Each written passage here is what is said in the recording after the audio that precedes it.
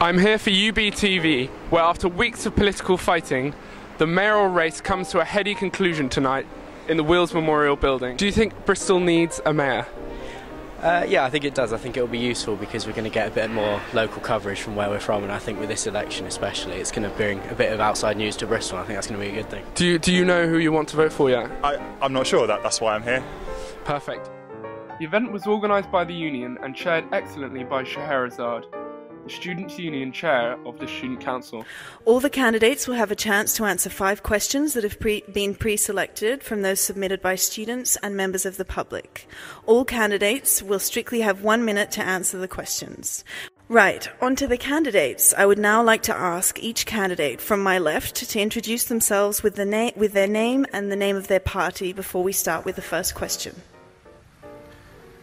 Jeff Gollop, the Conservative Party candidate. Anthony Brett, Independent. Philip Pover, Independent.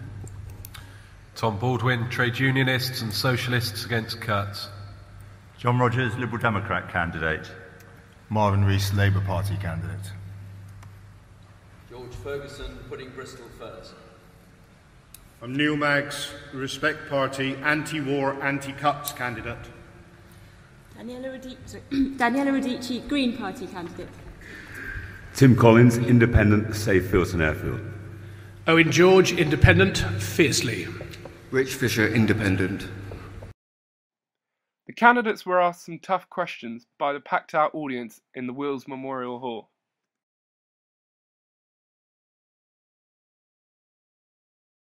I have to say, I believe zero tolerance to sexual harassment has to be set at the very start by all, and condoning prostitution and other things that go on in this city in the form of lap dancing clubs, I believe, is actually condoning sexual harassment. Mayor, one of the real problems that I have in the city centre, and I see it so often, is some of the doormen on these establishments who are little more than legalised thugs. I will introduce better training, better control of these people.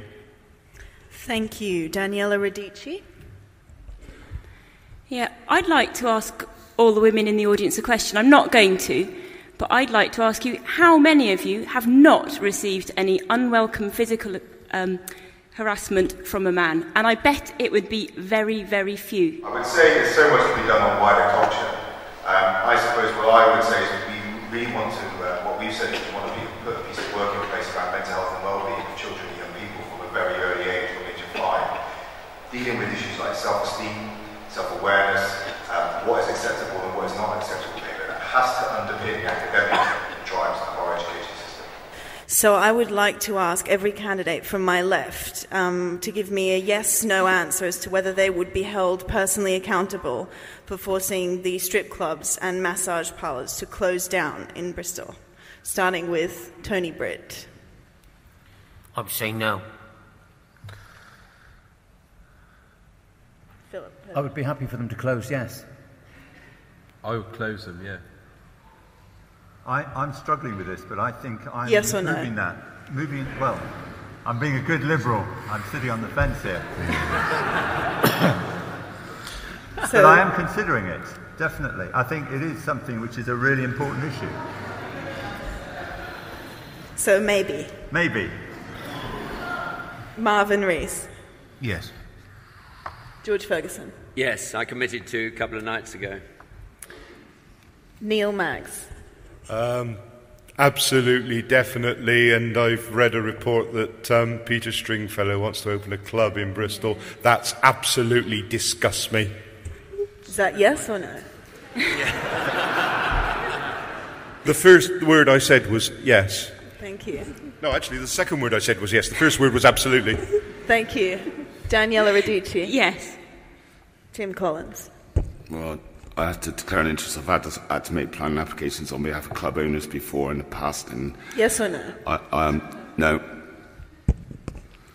Owen George. No, I'd like them better run. Rich Fisher. No, I would close most, but not all. And Jeff. Sorry.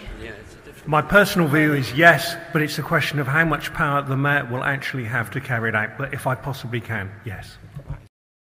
As Alice Peck pointed out, there are 50,000 students living in Bristol. We have the potential to choose the winner. Voting takes place on the 15th of November.